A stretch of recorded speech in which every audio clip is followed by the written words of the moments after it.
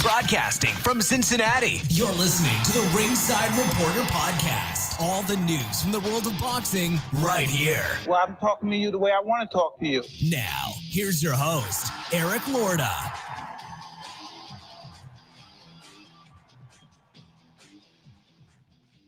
And we are live. Welcome to the Ringside Reporter Show, where we talk about the latest boxing news.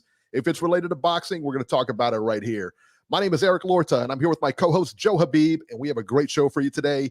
If you guys want to call and ask questions, you can call in 323-870-3857. And tonight, we are going to talk about Tank Davis. Gervonta Tank Davis has a new pay-per-view set, and we'll tell you who he's fighting. And some more bad news for Ohio. The Bengals lost today. Adrian Broner is arrested again. He's our train wreck of the week, as usual.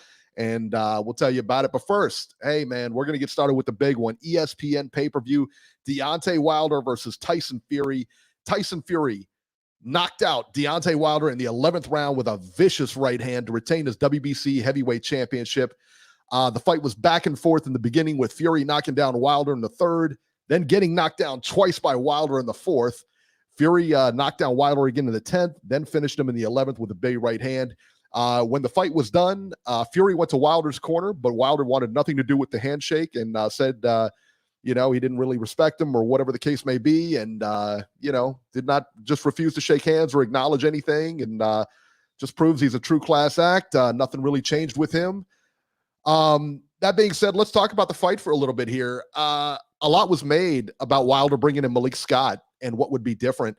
And in the first round, he came out jabbing really hard to Fury's body with that left hand, and then he switched it up with the right hand going to the body, doing great work in the first round. He was backing up Fury constantly. However, in the second round, Fury got his jab going. He was able to put Wilder on his back foot, and then Wilder reverted back to what he was doing in the second fight, which was just backing up and throwing largely one punch at a time, man. At the end of the day, it was the same Wilder that we had seen. He showed a ton of heart. Don't get me wrong. I mean, this guy showed a lot of heart in there.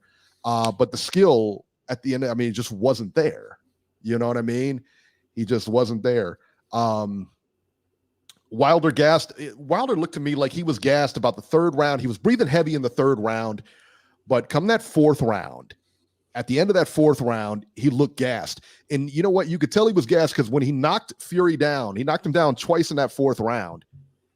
You know he wanted to finish him, and he couldn't muster it up. I mean, he could barely move. I mean, he was like on Bambi legs from fourth round on.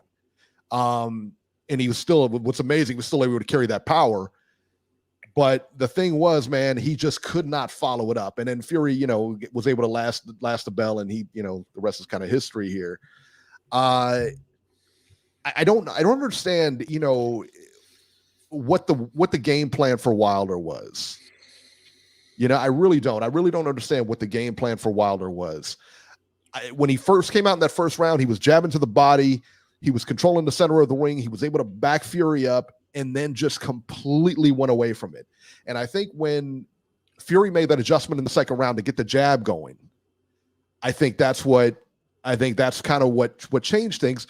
But there was no plan B on Wilder's side. Once that plan didn't work, he never went back to the body.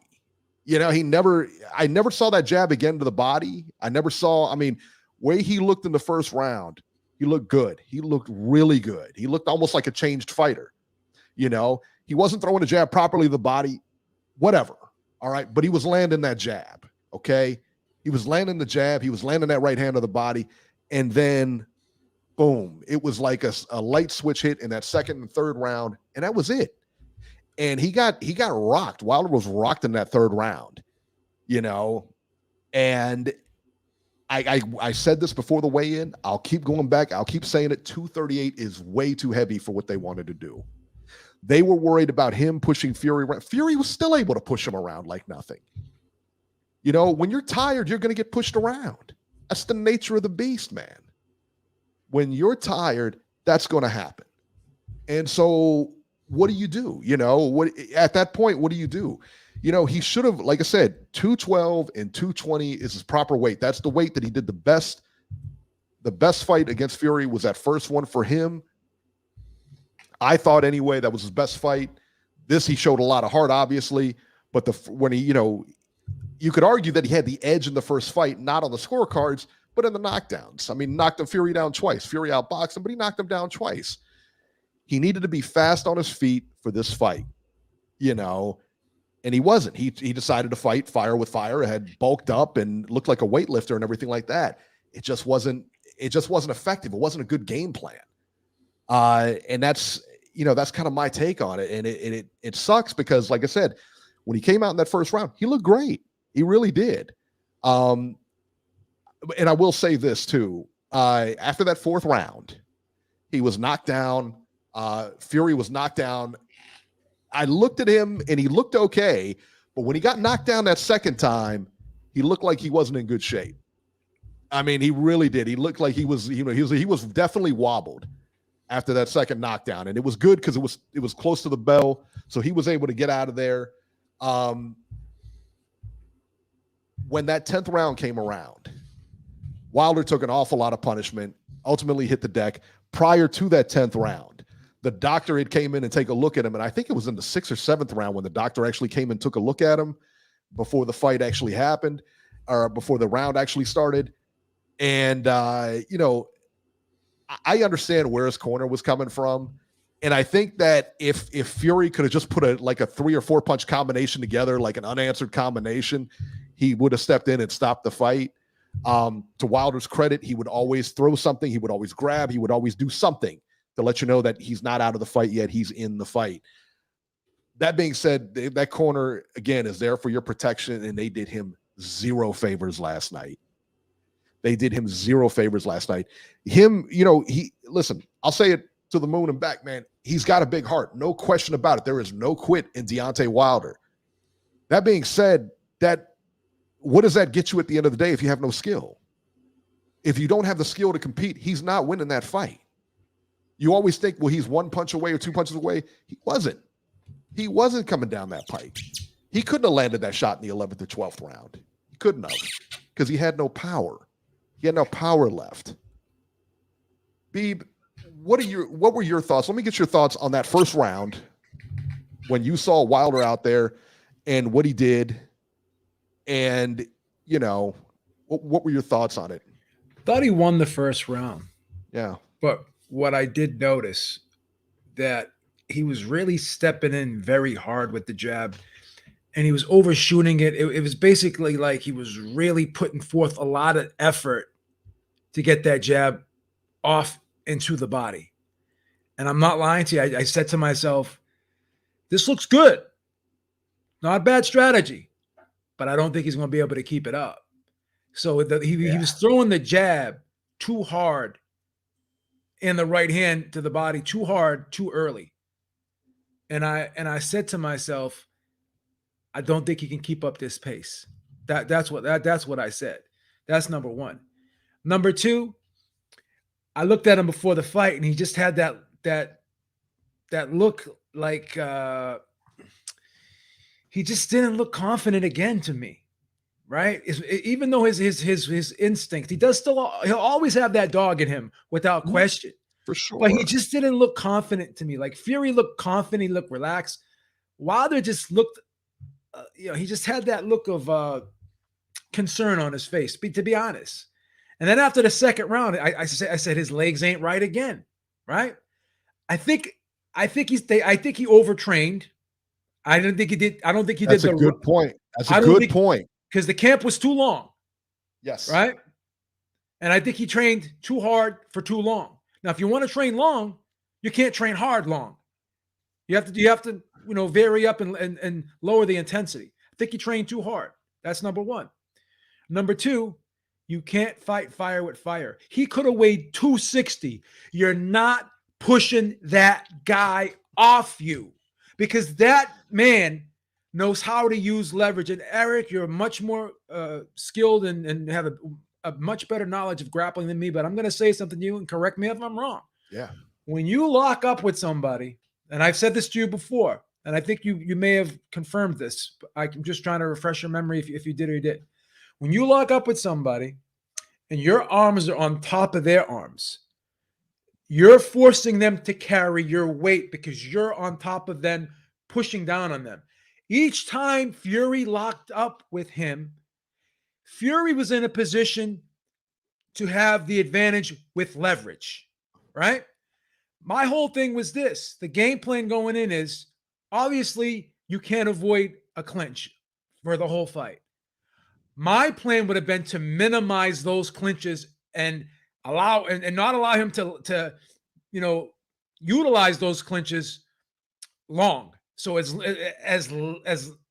least as possible, allow him to grab me. That's number one. And when he does grab me, push him off with the jab, push myself out and slide back half step and either pivot out or step off to the side, let him fall forward. I said this last week. Don't carry this guy's weight because he knows how to use leverage. I don't give a fuck if you're benching 700 pounds. That is a balanced 700 pounds, right? This is a guy who's leaning down on top of you and pushing with his back foot on you. And he also hits you with the free hand. And one beautiful thing Fury did too on the inside was he gave him that little forearm, and then he spun off to his right, and then shot that uppercut up there. And then he came back with the hook. No one's going to be able to deal with this guy on the inside in the heavyweight division. No one. He's a very good inside fighter. Yeah, he's really a good inside fighter, not only because of his punching abilities, but because of the way he can grab and manipulate you and twist and turn you and push you into directions that he wants to. He knows how to control people on the inside and nullify them. So you can't fuck with that. Right. Like Usyk, you said it last week. Usyk did not allow Joshua. When Joshua tried to switch things up in the 5th round to the 8th round, tried to get a little bit physical, grab him and pull him down. Usyk just kept sliding out and jabbing and just pushing him off with the jab, right? And then he was just slide off to the side, and he had to create punching angles for that right hand. Yeah, right. Because you saw what happened when he did land that 1-2. Fury took his eyes off the prize for that split second. He kind of looked down a little bit, and that's why he got hit on the forehead, because he looked down and he took his eyes off of Wilder. And when Wilder lands that punch and Fury doesn't see it, and he's not expecting it, and he's not in position to slip or block it, right? It's even much more dangerous that way. So if he's grabbing you, you push off and you slide off to the side and you step, take that little half step to your right or pivot this way, you're creating angles for that right hand. And he can't, you're taking yourself out of the center and you're creating that angle, and he has to he has to turn his head to see you or turn his body to see you. And if you're punching him before he can do that, then you're going to hit him in the blind spot, and the punch is going to be more effective. Yeah. And obviously this is all easier said than done. Sure, of course. But you have to at least try that. You got to do something. Something. When he said at that weigh-in, I'm going to lay down on my back and press him just like I pressed that 350 or whatever, 330, whatever the fuck it is. It was misguided. I said this fight is over. It was so misguided. I said man. This fight is fucking over. That was the most misguided thing I had heard him say. He really is. He's so stubborn and hard-headed. You're not gonna out Fury. Right. Nobody is gonna out Fury. It's not gonna fucking happen. Tony Boswell, thank you so much, man. We appreciate it. He says much respect. Ringside Reporter in the chat stopped in to support the show and hit the like button. There you go. Thank you so much, man. Brandon Marie, salute. Cincinnati's in the house. There you go. Also, too, guys, make sure to hit the like button. If you guys are in here, we got a lot of people watching, man. Let's hit that like button. Let's get those likes up, man. If you like what we're doing and all that other good stuff, go ahead and hit the like button, man, and show your appreciation. Let me tell you this, Beeb. So let's talk about what Wilder maybe could have done. Okay. When I heard him say that, because I heard him say that too at the weigh-in, well, I'm bench pressing 350 pounds. Tyson Fury doesn't weigh 350. That's not how it works. That's not how it works at all. What he could have done is when he tied up, when they tied up, Tyson Fury was able to get that top hand and bend his knees down and then drop it. So it forces Wilder's weight on him. If Wilder came in on a clinch, okay, what he wants to do is get his hands underneath Tyson's arms. All right. Get those underhooks and spin him. You don't want to go, pound, chest to chest with him, and you don't want to push for push with him because Tyson's a bigger guy. Bottom line is he's a bigger guy and he's going to be stronger. You're going to zap your strength before he zaps his strength and something like that. Okay. Because he's in condition. Right. So what he could have done is when they tied up, he could have spun him. He could have tripped him. He could have all these little things to make him think about, hey, I don't want to grab this guy again because I don't want to end up on the floor. I don't want to end up in a bad position on the ropes or something like that where this guy is throwing shots at me. I don't want to do that. Stuff like that he could have done. Now, is it advisable? Maybe, maybe not. But it didn't look like he worked on any of that stuff. So what got me is that he kind of bulked up for this wrestling match he was going to have with him and had no idea what to do once he got in there.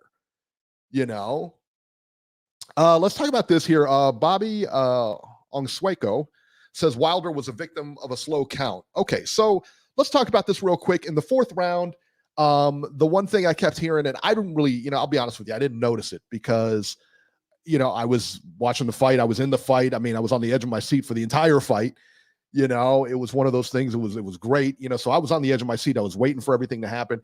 I didn't notice a slow count, but let's just say there was a slow count. Okay. Beeb, I think you're muted. I counted to 8 when he got up. Okay. So let's just say, for instance, there was a slow count. When Wilder went down in that third round and when he went down in the 10th round, that guy was like, he did everything but do the hokey pokey, have him do the hokey pokey. When he got back up, he says, are you okay? He wiped his gloves off. Are you okay? Yeah. Put your hands up. Great. Are you okay? Yes. Okay. Walk to me. He walks to him. Okay. Put your hands up. It was so drawn out that it's like, come on, man. So if there was a long count, that was more than made up for in that instance. I mean, the referee, not that the referee did a bad job or anything like that. I don't like that though. If the guy, listen, I don't like giving the guy time to recover.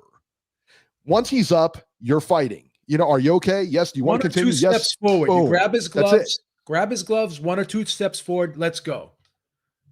We don't have to play this game of fucking Twister, Right. Exactly. And that's the thing, man. That's the thing. I just thought that when the guy was, like I said, when he gets up from that knockdown, that's it. You hands up. Are you ready to go? Take a step toward me. You wipe off his gloves, take a step toward me. Okay, box. We're not asking him if he's okay 50 times. If he's not, he's not. Then we stop the fight. That's part of it because you're really putting the other guy at a disadvantage. Yeah, if you have to ask him 50 times, then obviously you're not sure if he is or he isn't. Then you may have to do something. Reese Mack said the ref didn't pick up the count where he should have after he paused his count. It doesn't matter. Listen, man, Wilder wasn't going to win the fight last night. He just wasn't. And Tyson's listening to the count. He's not listening to the timekeeper. He's listening to the ref. And he listened to the ref and he got up. And that's that. Yeah, he got up at 8. Yeah. So that's the thing, man. I just don't think that he was he listen, Tyson's got his number. That's just it. But that being said, it was one of the most exciting fights I've ever seen. It was up there with Corrales and Castillo. It was up there with Arturo, Gaddy and Ward. To me, it was one of the best heavyweight title fights I've ever seen. One of the best heavyweight fights I've ever seen. That was the best heavyweight title fight in the last 10 years, in my opinion. By far. That's just my opinion. By far. I mean, and you got Hagler Hearns, obviously you got Hearns Leonard, you got stuff like that. And, this was a really good fight. And I know Steve Kim, I'm going to take umbrage with something he said, well, the announcers were hyping this up to make it seem like something that, you're watching something that you're not, basically that the fight wasn't as exciting as, or wasn't a great fight. Son, if you were, I got to tell you this, man, if you were not on the edge of your seat watching this fight, you better check your pulse because that was one of the best fights I'd ever seen. It had action, both guys being knocked down, coming back, knocked down, coming back. What else do you want? I mean, really, like what else could we possibly ask for? You paid $80 for that pay-per-view. The main event alone was worth more than that. The undercard alone was worth the $80. You know what I'm saying? Like, what do you guys want, man? Like, really, like, what could you possibly want? Maybe this shouldn't bother me as much as it did, but I really wanted Wilder to acknowledge Fury last night after that victory. I do too. I think he's I think he's very weak-minded. I really do. I think he's weak-minded. A very weak-minded individual. I really do. The fact that he couldn't congratulate Fury, the fact that he couldn't, this is why he does. And you know what? This is why he doesn't get better. 100% is why he doesn't get better, because he cannot acknowledge when he fails. I will say one thing that I disagree. I don't think he's weak-minded. I think he has a fragile ego. Sure. I think he's strong enough mentally to be able to do what he did last night. But again, you know, you make a mistake. You make a good point. You could be strong in certain areas and weak in others. Yeah. So maybe your assessment is correct. You know, again, man, like, this is why he doesn't get better, because you cannot get better. He's fucking stubborn. You can't get better if you don't admit that you've been beat, or that you're wrong, or you did something wrong. Yeah. Your line of thinking was incorrect, or that your performance was not adequate, or that we could have done something better. You know, well, the ref was against me. Well, this was against me. Well, this was against me. My suit, blah, blah, blah. And he goes on with that whole thing. If you can't admit that your performance wasn't up to par, that you can't do anything different, then you'll never get better. He made a statement after the fight, and I'm going to paraphrase here. He's like, you know, Fury used a lot of his weight. We expected him to do that, you know. So basically he's kind of saying that, you know, he was being manhandled or whatever, planting the seeds of this guy was, you know, wrestling me and, you know, kind of pushing the boundaries there within the rules of the manhandling. Just like when Fury beat Steve Cunningham, and then they were all complaining about how Fury was manhandling Steve Cunningham, and the ref allowed him to do all that stuff. Dude, it's boxing, bro. You never said that in the scene when Bernard Hopkins was pushing people in the hips and bragging about it because the referee couldn't see it. I mean, come on, bro. That's boxing, man. I mean, no one complained when Mayweather used to stick his elbow and forearm in people's throats. Yeah, I mean, that's the thing. And you know what? I saw what's that guy's name? The corny guy, the one who does all the interview. He interviewed Malik Scott last night. Ellie. All right, so Ellie Brokeback. Ellie Brokeback. He interviewed Malik Scott last night, and Malik Scott was nothing but, he was class about it. You know, I mean, he was class about it. He congratulated Tyson Fury, said he did a good job, Sugar Hill, everything like that. Had a lot of respect for him and stuff. Ellie was saying that the referee was allowing dirty tactics, and that Tyson Fury was a dirty fighter, blah, blah, blah.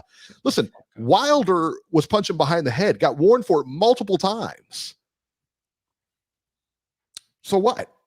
Listen, it's a fight. Yeah, we were talking about stuff like that goes on. Yeah, we were talking about that last Thursday, how everyone's calling Fury a dirty fighter, but what about all the rabbit punches that Wilder does throughout the course of the fight? Come on, man. You know, and they said somebody had mentioned during the broadcast about kidney punches. I think that one of the cornermen complained about Fury doing some kidney punches or rabbit punches. I'm not sure. I thought it was kidney punches. Christ. But the thing is, like, if you watch, Deontay's leaning into him. He's turning his body. You can't have a foul when the guy is turning his head. You know what I mean? It doesn't work that way. Yeah. You know, it's not a foul that way. Tell him what else Ellie said. What did he say? He said so much nonsense. He should have did that interview with Malik Scott on his knees, really. Yeah, because he was just slobbering. Remember we were talking about when he's like, yeah, Deontay, Tyson Fury went to Deontay Wilder's corner and tried to congratulate him, and Wilder didn't want to talk to him or whatever, didn't show him any respect. He goes, and then Ellie goes, I would have done the same thing. Yeah, sure. Shut the fuck up, Ellie. If Tyson would have let you back in his camp, you would have been all over his shorts. He would have been all over Tyson's shorts again. Oh, Tyson, I can't believe it. I'm so glad you let me back in. And God, you did a great thing. You're a champion. I just can't respect that guy, man. He's a fucking cornball. He's a fucking cornball. He's completely corny, man. He's not a reporter. No. Fuck him. No, absolutely not. Absolutely not. B, what did you? So what is next for for Fury? As far as Fury goes, he's going to come up and he's going to fight the winner of Dillian White and Otto Wallin. Yeah, but I don't know if that's an eliminator fight. I Well, don't here's know the if it's a thing, stay busy fight for. the WBC mentioned that they would make Dillian White the mandatory for the winner of this WBC fight that we saw last night, but that wasn't really made official. So I don't know if that would be the case, but quite honestly, I really would love to see Dillian White fight Tyson Fury next. Not because I think it's a great fight, but I just think the guy deserves a fucking title. Right? Give the guy a fucking title shot. But you know what? Otto Wallin, that's not an easy fight. I think Wallin's going to beat him. That's not an easy fight. I'm picking Wallin. Yeah, I'm picking him to not win. an easy fight at all. He's a tall, slick southpaw. I'm picking him to win. I'm picking him to win. I think it's a tough fight.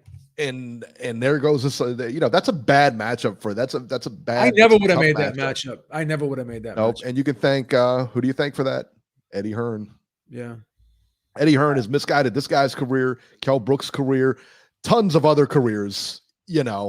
For every star that you see, there's a billion that he's misguided. So yeah. I wouldn't have done that. No, I wouldn't have either. I think so. What's next for Wilder now?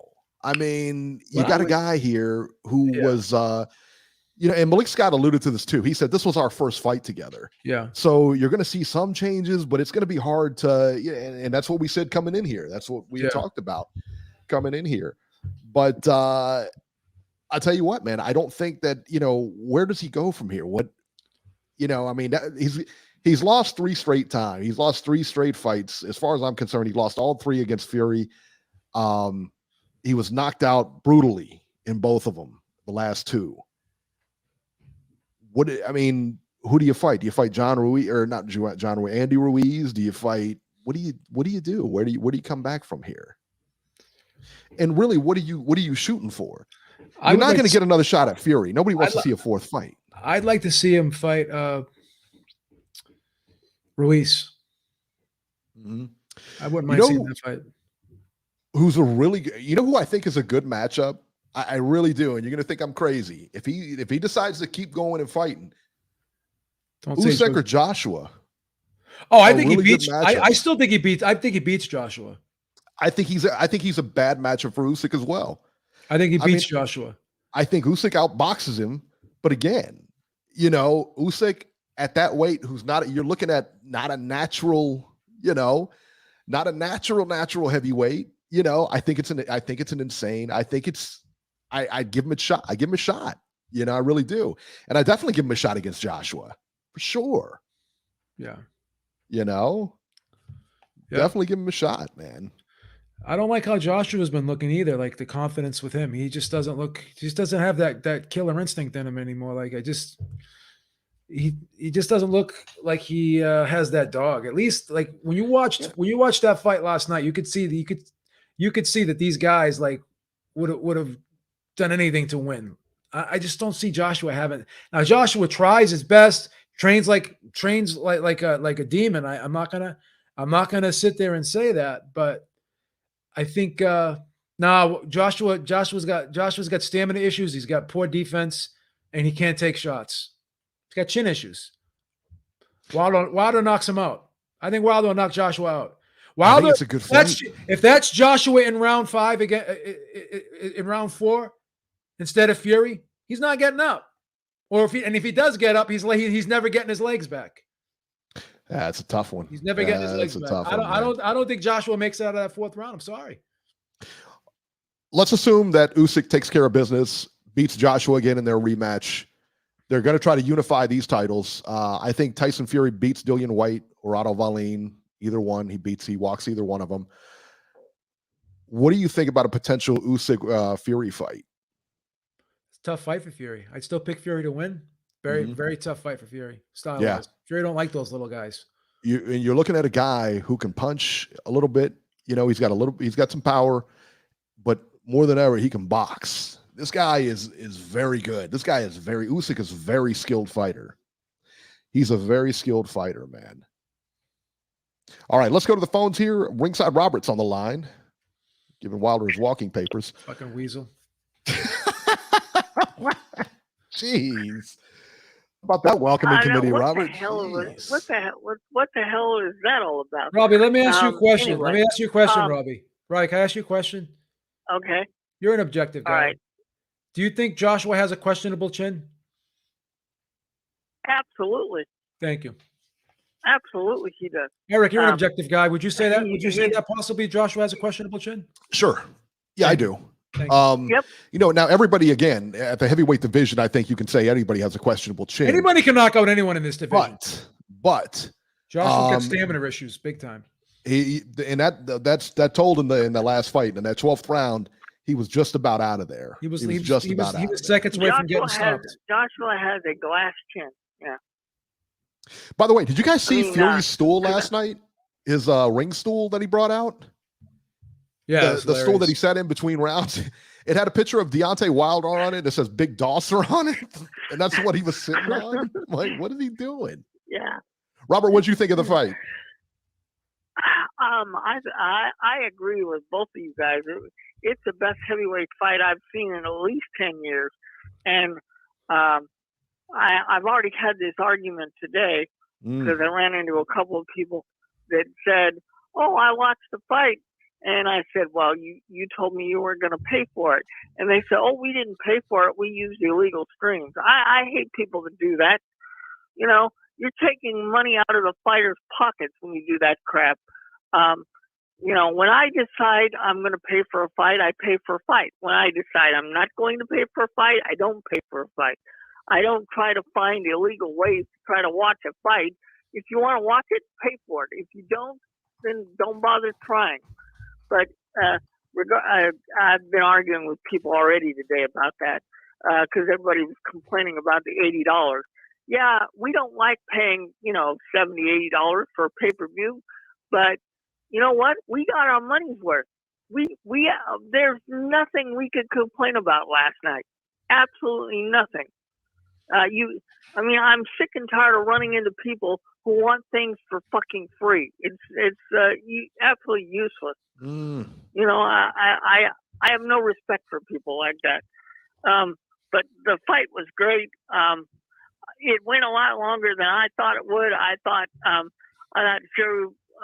Fury would eventually stop him like in the 7th or 8th round. So I was shocked that Wilder was able to last, almost 11 rounds.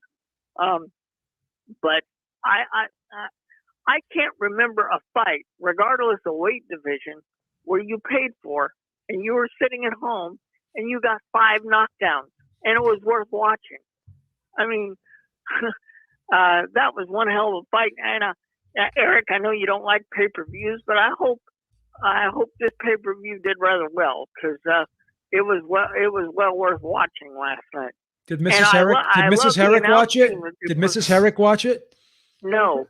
What the hell? You didn't let Mrs. Herrick watch it? What were you making her do? Make you some cookies or something while you were watching? Give me chicken pot pie. Hey, Ma, make me chicken pot pie. Ma, get that chicken pot pie heated up. The meatloaf, Ma. Come on. Ma, give me the meatloaf. What's wrong with you? Joe, she never, if she wants to watch a fight, she's more than welcome to. But last night, she watched other stuff. You locked her in the kitchen. You told her to heat up the chicken pot pies. I tell you what, I was in the doghouse last night. Hey, babe, I was completely in the doghouse last night. The fight takes place at 11:30, 12, something like that. Lisa's upstairs and I'm downstairs watching the fight. And I'm not quiet when I watch these fights, especially one I'm like really amped up for, like this one. Were you screaming? And I was screaming my head off. When he hit him when he came in that, I guess it was the 3rd round when Wilder went down, I came out of my seat. I was screaming. all throughout the fight. Was Mr. Lorda yelling too? He usually yells during the fights. Yeah, we were going nuts in here. Yeah, we were going nuts. Antonio was watching it. I was watching it. Dad was watching it. Was Antonio yelling? No, not too much. Not too much. But me and Dad were really into the fight. And I woke up this morning and Lisa was like, I was so mad at you last night. I was like, that's hilarious. That's hilarious. I can't believe Robbie locked Mrs. Herrick out of the den and let her watch the fight. I know, man. That's cold-blooded. Joe, that's horrible. Joe, you're being absolutely absurd. Sam, you need to cut that out, okay? That's just cut that garbage out. Real Anyway, quick. no, Late Neverland, thank you so much, man. We appreciate it. He says, in a street fight, no one beats Dillian White. Trust me. But boxing, I'm intrigued. White is live with anyone. Did you ever see Dillian White in that on YouTube? He had like an MMA fight. He's he's a bad dude, man. You know who's bad? He did MMA. Lockridge. Did you ever see that video of Rocky Lockridge when he was dressed up in like this suit or whatever? And this guy, it was like at a mini mart, and this guy like was going up to him and just giving him static and everything. And Lockridge hit him with a 1-2. That guy fell face first. He was out. I'll send you the video when I'm done here. Yeah, I want to see that. It was insane. Yeah, I didn't see that. Yeah, that's awesome. But no, that was it was well worth the money. And hey, onward and upward. And I don't know, after the beating that Wilder took last night, I don't know who you're going to put him in against, because and at 30, he's going to be what, 36. Do you honestly? This month, you Robbie. guys were talking about Andy. His birthday is October 22nd. Okay, but you guys were talking about possible Andrew Ruiz. But legitimately, do you realistically think that he's still got a bunch of fights left after what he took last night? No, I don't. I would think he would at least have maybe two or three fights left. No, I think he comes back for 1 or 2, but they're going to be. I don't think they're going to be anything dangerous for him. You know what I would do? I would probably bring him back against Adam Kwanaki. Jeez, you ain't Kanaki. Yeah, now that's a guy that needs to rebuild his career. He's looked terrible. Oh, that's not nice. Yeah. Come on, Robbie. That's not nice. Yeah, give the guy a chance for Christ's sakes. He's a nice guy. I didn't say he wasn't, B. I didn't say he wasn't. Okay. Jeez. Why are you trying to pull his boxing license? I don't know what Joe's problem. Why are you trying to pull his boxing license away from him? That's not right. I don't know what Joe's problem is the last 3 weeks. Don't start writing letters don't start writing letters to the Vegas Commission and telling them to pull Kwanaki's license, man. I don't want you to do that. Please. Yeah, Kanofsky didn't look good last night, man. He was he did not have, no, he did not. And you know what? A shout out to Ohio, Eric. That's Jared right, Anderson baby. looked fantastic last night. Yeah. What's that? He looked good. Yeah, don't try to be a bandwagon jumper now. Don't be a bandwagon who's number 3 jumper. team in the nation right now? Who's number 3? Yeah. Who is it? It's Ohio State. Right? No, what? UC, son. I don't follow college. University of Cincinnati, son. Where you I at? don't follow college football. What do you mean you don't? What do you mean you don't follow college? What do you do on Saturdays? Watch Brazzers? Hey, on Saturday, I'm normally watching boxing, brother. Watching Brazzers on Saturday, son. You don't watch boxing at like 12 o'clock? Come on, son. Get your head out of the clouds, baby. Stop lying. Stop lying. You're on X videos. You're on X videos. You're on X videos half the day. Cut it out. Cincinnati, baby, number 3 team in the nation. Bearcats. Good for them. All right, Robert, we're gonna get moving here. We got a few more calls here. All right, see you. All right, man. What's wrong with you, man? Why are you messing with him? I love it. He's a caller. He's a candidate for caller of the year right now, baby. 508. You're live. Hey, yo. Georgie, where you been, man? What they got you in solitaire or something, man? Where you been? I've been training Deontay Wilder with my league. You've been a lousy job, let me tell you what. I gotta guarantee a win for Fury. That's what matters. Boom squad! Listen, shout out to Deontay, bro. Shout out to Deontay. No joke. The man went there. I didn't like that he didn't shake Fury's hand like everybody said, because let bygones be bygones. You guys probably not gonna fight ever again. So, but it's gonna take time. Maybe gonna be one of those Ali fucking Fraser teams, that it took many years. You know what I'm saying? After they fought to really be tight. So I don't know. I hope Deontay come back. I don't think he's gonna come out with any type of credible position. He's gonna need at least like a tune-up or some shit. Yeah. And AJ, the whole AJ between. Go ahead. They'll give him a confidence fight if he decides to come back and fight again. I mean, again, he's 36, isn't he? 36, been through 40 some odd fights, man. Had 20, just coming off of 20 months off, and then they're talking about him taking another break off too. So he's talking about him going on vacation or whatever. And so if he's not fighting, let me tell you what, if he's not fighting by March of next year, I don't know, man. Yeah, I know, but we all know that heavyweight, they last longer. The longevity is higher, you know? Depending on the type of, fight he got in. And Deontay really haven't got beat up that much on his career besides the last 2 fights, you know? Yeah.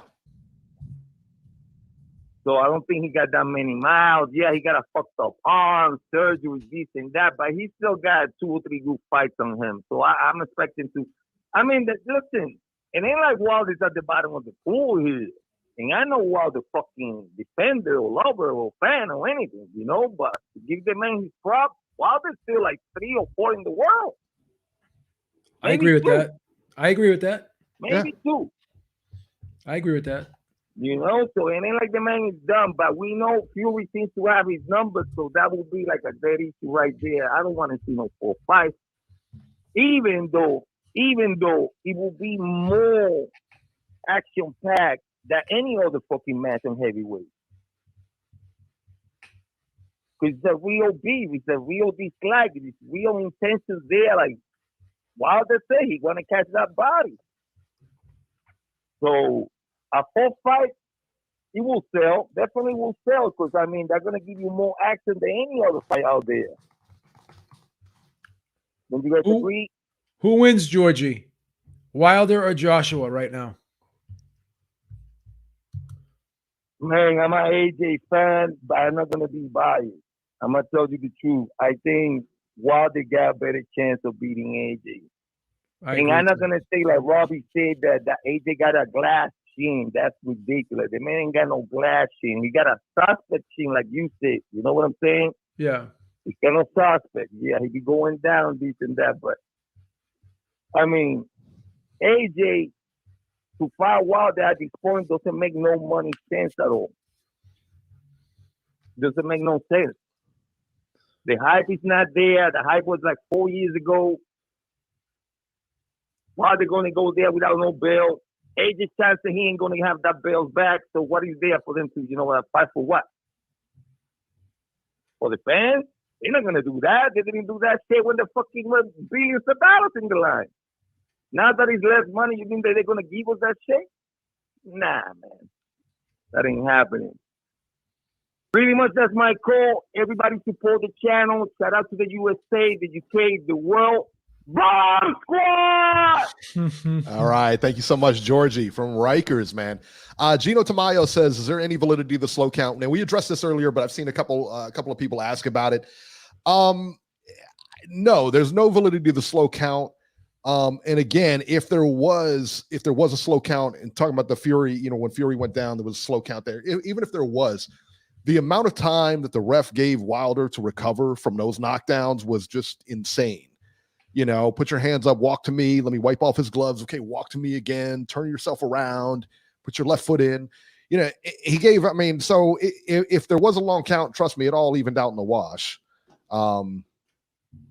So I don't think there was any controversy there. The sanctioning bodies and the commissions need to take a look at that and tell referees, stop having the guys do the hokey pokey after a knockdown and before you let them go back out there, because you're giving them too much time to rest.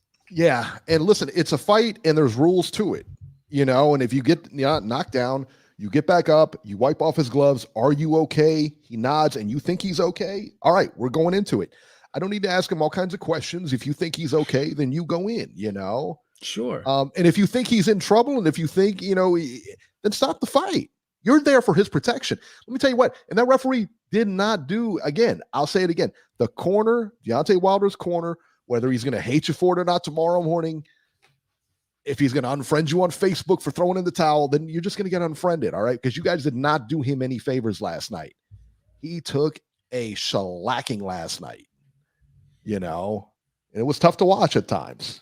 I hate to say it. But he did good. I hate to say it, but that fight last night actually vindicated Mark Breland. But he shouldn't have even really had to have been vindicated. No, but it, you know, that should vindicate him in Wilder's eyes, I should say. Right? Murph said they were putting safety first. No, they're not. No, you're not. You're not putting safety first in that instance. You're putting safety first by stopping the fight. If you don't think he's fit enough to go on, then you stop the fight. That is putting safety first. That's what I'm saying. You're giving him time to recover, then that's not putting safety first. You know what I mean? Notoria says Georgie definitely didn't pay for the pay-per-view in Rikers. There you go. All right, let's go back to the phones here. 516. 516, you're live. What up? Jesse Rican, yo. Jesse Rican, what's happening? Come on, wake up. Yeah, really. What are you doing over there? Sound like you died 2 weeks ago, man. Pick it up here. You're on the Ringside Reporter show, baby. Come on. Bring some energy, son. Wait, I'm saying. Come on, you're supposed to be this big rap guy and everything like that. You come up here with zero energy. I want to hear some energy. The Gypsy King does it again. Is that a good? That's good. Did you make any money? Did you make any money? It didn't make. I bet $50 to a coworker at work, just straight up 50. So he owes me 50, and then I bet another guy 20, so it's 70. All right. I made 100. It didn't make sense going through a bookie. I would have had to bet 15. I would have had to bet. Yeah, but you could have bet the knockout. You could have bet the knockout. You could have bet Fury by KO. You wouldn't have to put up that much. Yeah. Yeah, I could have done that. I missed that one. Yeah, man, Tyson Fury. I'm getting killed on Facebook. I said it on Twitter. He could have beat Ali. He could have beat Tyson in the front, man. This guy is the truth, man. He should get the respect he deserves. The Gypsy King does it again. Long live Tyson Fury. And that is my phone call, ladies and gentlemen. Awesome. Thank you so much, Jesse Rican. Okay, so I was looking for Tyson Fury gear last night, and like, you know how we always get the fighter shirts and everything like that. I found if you go to like Tyson Fury, just search like Gypsy King merchandise or something like that. He's got his official website, right? Yeah. He's got this really cool, like if you look at the Deontay Wilder 3 training gear and stuff like that, he's got this really cool shirts, hoodies and shirts and everything like that. But they're coming from England, right? By the time they get here, I put a t-shirt in the cart and I'm like, all right, well, let me figure this out, you know? So I put the t-shirt in the cart. By the time shipping and everything, by the time it's all said and done, it would have been $75 for a t-shirt. I'm like, I don't like him that much, man. Come on, you know? Like, he's making the money for the fight. I'm not. I had to pay money to watch the fight. $75, B. Would you pay $75 for a t-shirt? Yeah, for the Gypsy King. You was straight up boob, son. Area code 916. 916. You're live. Hey, what's up with you guys? It's Rob. Rob? Rod. I got you. Why is everyone so down tonight? Where's the energy? It's Wilder lost, man. Man, I'm at work, man. I don't even be here right now. Yeah, he can't get hyped up at work, son. A bunch of stuff yesterday. Jesus. Yeah, man, I had to go to my sister's baby shower. Yeah, congratulations to your sister. Congratulations, man. You the godfather? Yeah, her. Very nice. My older sister. I caught the Frank Sanchez fight because I bet one of my friends on Facebook straight up on that fight. There was no reason to bet on the Wilder Fury fight. It was just too much money to bet. And the payoff wasn't good enough to bet on Fury, so just don't even bet it. But I knew Frank Sanchez was gonna be Joshua because he was just too hyped. And anytime somebody's calling somebody out like that, they're usually gonna beat them. They already know they got the tools to beat him. So I bet on him. Fury needs to stay with Sugar Hill. I feel like he's the perfect fit for him. So he needs to stay with him as like a permanent coach. And what do you guys take on Bridgerweight? And do you think people like Usyk, Wilder, Joyce would drop down to that? And I know WBC's the only one with it. And I feel like they're only giving Reeves the first title shot because they feel they own for the Dylan White failed drug test. So I feel like that. And you speaking on that Lockridge video earlier, I seen it. Did you watch the Lockridge video? The people around the dude that got. Yeah, I seen it when the people around the guy, they were like saying, "Come on, champ, don't do it, champ. Don't do it, champ. Don't do it." Like, He they already knew who he was. socked him. I guess the dude didn't know who he was. And He laid that boy I out. think his head fell into like one of the. I think his head fell into one of the fire lane poles or whatever. Jesus Christ! Did you watch a video, Beeb? I sent it to you. I'm gonna watch it after. I don't want to watch it now. Oh, it's insane. Yeah. He blasted that boy. But yeah, I just wanted you guys to speak on the Bridgerweight and do you see like Wilder dropping down? Oh, I don't like the Bridgerweight, man. I don't like the Bridgerweight either. I don't like the Bridgerweight, man. No, I don't think. But you know what? It's not even you got cruiserweight. I don't think so because you know what? They always wanted to make a heavyweight division, and then they always wanted to have a super heavyweight division. I don't think anybody likes that in the pros. I don't like it in the pros. I'd rather just have a heavyweight division. I don't need a Bridgerweight division. What we got now is okay. You got 5-pound increments or whatever the case may be, 140, 147. And they're all fairly close, with the exception of the heavyweights, which is 200 up, 205 up. I think it's 205 and up. I'm not 100% sure. 205 up. But what about guys like Fury? He's basically a super heavyweight. And I was thinking, like, if Usyk beats Fury, could we be seeing like the end of the super heavyweight era? Because since Lennox Lewis, all the heavyweights have been like super tall. The dominant ones, of course. No, I think if Usyk beats Fury, massive. if Usyk beats Fury, I think it'll all go in cycles. Because again, I mean, you had Mike Tyson, who was 5'10" or something like that, who was killing guys, and then of course, you have like Lennox Lewis, Riddick Bowe, and everything like that. Everything goes in circles, man. There are all the athletes as we go forward are going to get stronger. They're going to get faster. They're going to get bigger. But man, I don't think that.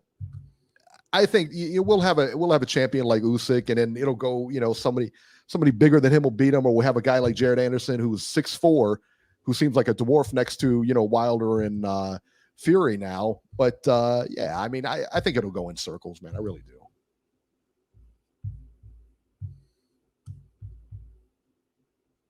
Yep, I think we lost him. Yep, we sure did.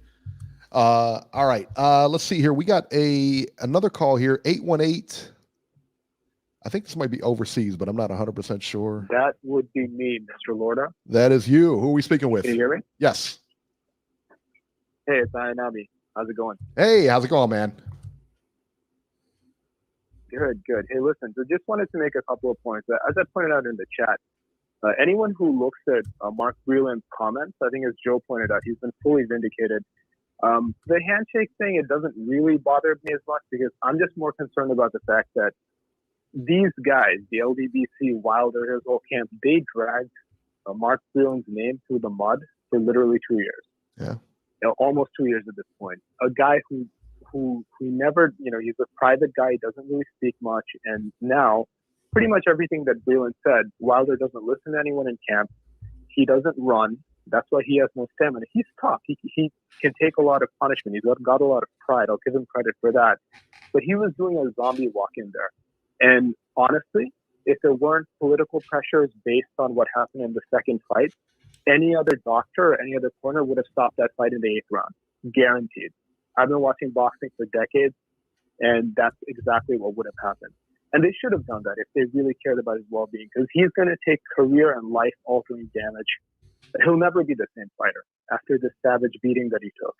That's one point. So before all this stuff about like redemption, and I get it, people, this is sort of like the honor towards the crestfallen, like it's a common trait that humans have to kind of feel sorry for the second side. But fuck Wilder, fuck his whole camp, fuck everyone who's associated with him, because Mark Breland did nothing wrong. And he had his name and his reputation dragged through the mud for almost 2 years by these insufferable idiots. Before there can be any kind of redemption arc, they fully need to apologize to Mark Breland. I mean, with the Fury stuff, I get it. There's been a lot of stuff that's said. And frankly speaking, Fury, there was worse stuff said about Fury, given all the cheating allegations. I mean, that's just stuff that you just don't do. And so the point is, again, I understand people want to feel sorry for Wilder. They want to sort of look on the bright side, but he got exactly what he deserved. And you know what? If he really was serious about changing things up, instead of going for like a yes man like Malik Scott, and who, granted, gave him a pretty good game plan that was working for about a round before he started getting hit in the second round, and then it all went out the window. He would have gotten out of Alabama. He would have just gotten rid of his whole clique, would have gone up to like California and trained with Virgil Hunter for the last year and a half. I mean, brother Nazim would have been another good, probably another good option, but he's, left us sadly last year, I believe it was.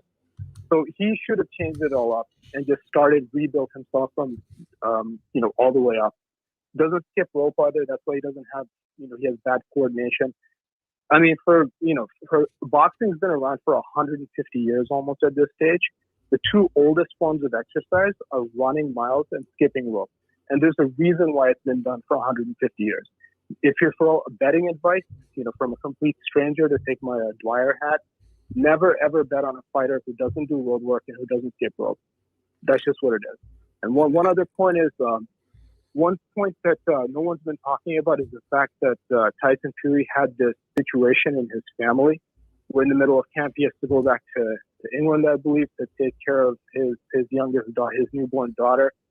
For anyone who has small children, who's cared for small children of their own or very close family members, when they're born with certain challenges or when they have a very tough time with the illness early on in life, I think I speak for anyone who's been in that situation where, it's a special kind of health. You can't sleep, you can't think about anything else. So I think a lot of credit to Tyson Fury. This is one point no one's brought up, the fact that he had to, have this on his mind while he was doing final preparation. It takes a lot of mental strength to get past something like this and to put on the performance that he did. He deserves it. He's, at this point, he's joined the pantheon of the greatest. He's clearly the greatest heavyweight of the last 20 years. And I think by the time his career ends, he'll be a step up over guys like Lennox Lewis and Evander Holyfield as well. So it'll be interesting. Looking forward to seeing him fight again. But again, Wilder and his whole organization got exactly what they deserved. This is a case of the universe, for once, getting it right and putting things back together the way that they should be. Very good. Very good. Thank you so much, man. We appreciate your call, and he made a lot of good points. The one thing, Beeb, do you know for a fact that Wilder doesn't do road work or skip rope or anything like that? He said before that he doesn't do road work, but he actually did do it for this camp because at least they showed footage of him doing it because he actually has a trail in that house in Alabama. That house in Alabama is absolutely gorgeous. So they were doing the training. What was that all access they have on I think, right? And they were showing him, and he was actually running for this camp. So, but he has said in the past that he doesn't do road work. And then also too, there was a video with Ness maybe about 2 years ago, and he was jumping rope, and he said, "This is the first time I've jumped rope in maybe about 5 years." So when they said he got away from doing a lot of things, they weren't lying. Wow. I didn't really notice a thing with his conditioning until those Fury fights. I really didn't.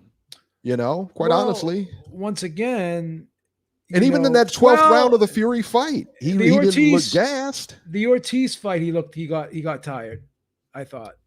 Yeah. A little bit. But not as bad as not. But again, you have to understand he's got 275 pounds leaning on him, or 277 pounds, whatever. You can't Fury makes everyone tired. Right. For sure. Because the way he leans on you. The movement also. Look what Fury did to Klitschko. He was throwing Klitschko. He was throwing Klitschko around. Yeah. Guys, if you're in the chat or watching us on YouTube or whatever, make sure to give us a thumbs up. We got 210 people watching right now. Go ahead and make sure to give us a like, give us a thumbs up, and all that other good stuff here. And also, too, don't forget our sponsors. And we are sponsored by Manscaped. Beeb, do you know what's spookier than seeing a black cat on Halloween? It's shaving with anything other than Manscaped. When it comes to the below-the-waist grooming, there's no need to carve your pumpkins this Halloween because Manscaped is here to upgrade your grooming experience. Go from a bite-sized candy bar to a king-size candy bar and join 2 million men worldwide by going to manscaped.com for 20% off plus free shipping with the code Ringside Reporter. One word, Ringside Reporter. Okay? Manscaped is here to save the day. Make sure you're smelling fresh with their new refined body wash. The ladies love their signature scent, and it will scare away those vampires. Unlock your confidence with the Performance Package 4.0. Inside, you'll find the holy grail of men's grooming items. They've made it very easy for you to upgrade your grooming routine. It's a full moon out there, and the werewolf is howling. It's time to tackle that problem with the Lawnmower 4.0. Their finely tuned products feature a cutting-edge ceramic blade to reduce grooming accidents thanks to their advanced skin-safe technology. The Lawnmower 4.0 is easily the greatest trimmer on the planet. Oh, did I mention this trimmer is waterproof too? The trimmer is a shower essential. The Performance Package 4.0 also includes the Weed Whacker, which, Beeb, you've used that before. You love it. It's a total game changer for the men's hygiene arsenal. The Weed Whacker is a nose, ear, and hair trimmer that provides proprietary skin-safe technology that helps prevent nicks and snags. Seal the deal with Manscaped's liquid formulations, their crop preserver deodorant, and the crop reviver toner will make sure you stay fresh. Manscaped even threw in 2 free gifts with their Performance Package 4.0, the Manscaped Boxers, which I love. I can't even say enough good things about them, and the Shed Travel Bag. Bring your comfort and boxers to another level. If you're looking like Wolverine and you haven't cut your nails recently, be sure to look into the Shears 2.0 Nail Kit. They have a bunch of other life-changing products on their website, so be sure to check it out. Again, 20% off plus free shipping with the code Ringside Reporter at manscaped.com. That's 20% off plus free shipping with the code Ringside Reporter at manscaped.com. So there you go, guys. Go get you some, man. Those products are really good. I'm telling you, I've not had a bad experience with them. Everything we've got, everything we've ordered has been great from them. Just overall good products, man. Just overall good products. Absolutely. You know. All right, let's head back to the phones real quick here. Area code 515. 515, you're live. Oh, what up, guys? It's Chandler M. Chandler M. What's happening? Heard you lost your shirt last night on the fight. Heard you lost your shirt last night on the fight. You okay? Nah. He was on suicide watch for a couple hours. You know, that fight. No, that fight went about how I thought it was going to go. Overall, I still, if you saw my comment earlier, I think Frank Sanchez beats both Wilder, Fury, and Usyk. As good as Fury did look, I think there's a lot of flaws in his game, especially flaws where somebody fast like Usyk or Sanchez could really capitalize on it. Okay, I mean that's your opinion. Well, that's okay if you believe that. I guess everyone has a right to their opinion, right? I didn't think Frank Sanchez looked exceptional last night. Put it that way. This is an opinion show. I thought he looked pretty good. I mean, he's got power. He's slick. He's fast. He's a big dude. He's almost unwatchable, though. I mean, everybody was booing that fight. Now, I liked the fight. I didn't mind the fight. I like fights like that anyway. But he's not a crowd-pleasing fighter at all. No, but I think that also had to do with who he was fighting. I mean, he was just avoiding his right hand all night because that was the only weapon he had. It's not like you're going to stand right in front of the guy and get hit by it. I mean, that's, he was essentially doing what Fury did the first time to Wilder. If you look back on that fight, it wasn't really a crowd-pleasing fight either, except for the knockdown in the 12th round. It was a good card last night, though. I really enjoyed the pay-per-view. Oh, it was good. I think another surprise thing is how terrible, or not terrible, but how not ready Edgar Berlanga is. That was a shaky performance last night. I was surprised. Not good. That was not good. For somebody who's been, trying to call out these big names, it just put it into perspective of what would happen if he got in there with, a Benavidez, Canelo, anybody on that level.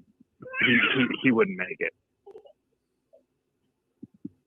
No, I don't think so either. Yeah, it'd be tough. It'd be tough for him. I agree. No, it would be tough. He'd be put out in first 5 rounds against any of those guys I just named. He's not ready at all. It was bad. That performance last night was the brutal. Fight, did you guys see what Rolly Romero said? He's going to knock out Tank Davis in the first round. I hope this is the last we'll ever see of that clown. Oh, stop. Listen, man, say what you want. Say what you want about Rolly Romero. He's the only one who puts pen to paper. All right? He's the only one that signs contract. Garcia said he's going to knock out Tank. Everybody's going to knock out Tank. Everybody's going to fight Tank. Just sign the contract, blah, blah, blah. Everybody loses their pens when it comes down to fight time. Rolly Romero, give him some respect. Whether he wins or loses, he deserves some respect. He signed to fight. I give him no respect. Oh, I love the fact that he took the fight. Oh, that's terrible. I love the fact that he took the fight.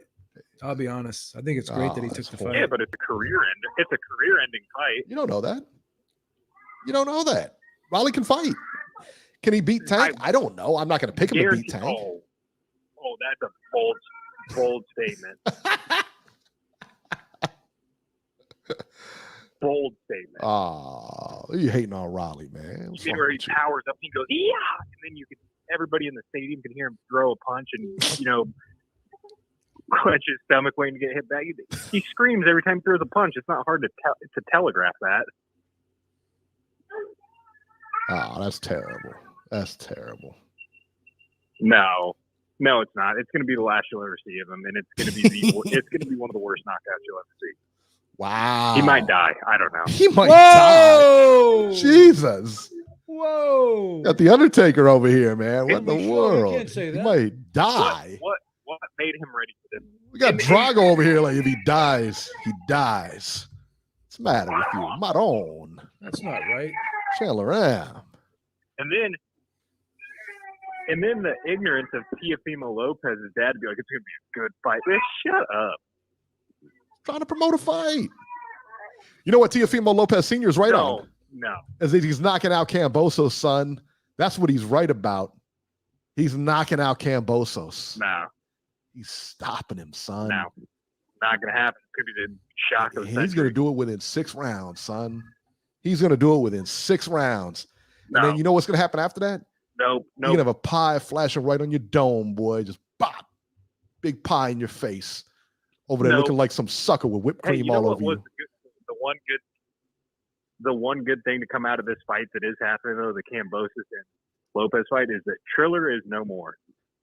We will never have to see another thing from them. I don't know. I mean, this fell through. I get you. This fell through, but I don't know that they're completely out yet. It doesn't. I mean, listen, it doesn't bode well, obviously. No, but it's going to be a hard road to come back from. To that. Yeah, it's tough. But a lot of this was on Tio though. A lot of this was, some of this was on Triller for not making him get vaccinated, but a lot of this was on Tio though for not getting vaccinated. Mm-hmm. And he's the one that had the fight moved. And they spent $10 million. Man, that's a tough one too, man. Spent a $10 million, and you two idiots are holding up the promotion like this. I can't put all of the blame. You got to step back. I can't put all the blame on Triller. I just can't. Yeah, but if you're going to make a serious fight, you don't do it on Triller. Why? What was that last one they did a promotion on? It was a circus act. Yeah, but you know what though? Like, it was Snoop Dogg there smoking a bunch of weed, and no, I agree. I never liked the Triller format. I never liked the Triller format. But they hired Jim Lampley. No. They hired Jim Lampley, and they hired they hired Jim Lampley, and they were going to try to clean it up. You know what I mean? Like, try to not make it too, with Snoop and everything like that on there. It was going to try to be more like a boxing show, So I commend them on it, man. Listen. No, it was more of a clown show. Oh, stop. How dare you? Trying to make a living? And then, all right, I'm going to make one more statement, and then I'm going to hang up the phone. I think, although I'm not a big Wilder fan, after last night, I'm even more confident that he would beat AJ. Oh, come on. I don't know. I know that one hurt Bede because he's a big AJ fanboy. No, I just said Wilder would beat AJ. I'm a huge Fury fan, actually. I like AJ, but I'm a huge Fury fan. I think Wilder beats AJ right now. For the longest time, I heard you started an AJ fan club. No, I got 6 Fury T-shirts in my closet right now.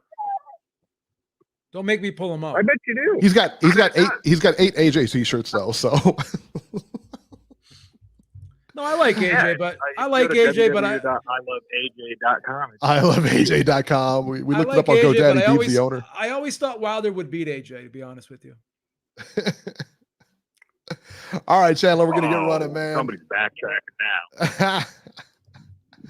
All right, Chandler. Thanks so much for calling, man. Eric is the AJ fan. I like AJ. I like AJ a lot, man. I mean, I like AJ, but I'm like, there's a lot of fighters I like better than him.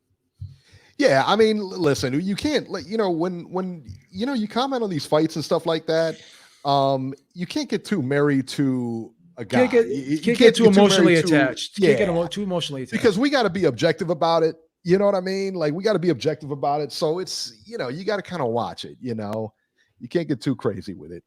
All right, let's talk about this because there's a lot of chat about this one. F.A. Ajagba versus Frank Sanchez. Sanchez won a unanimous decision over Ajagba, 98-91 twice and 97-92.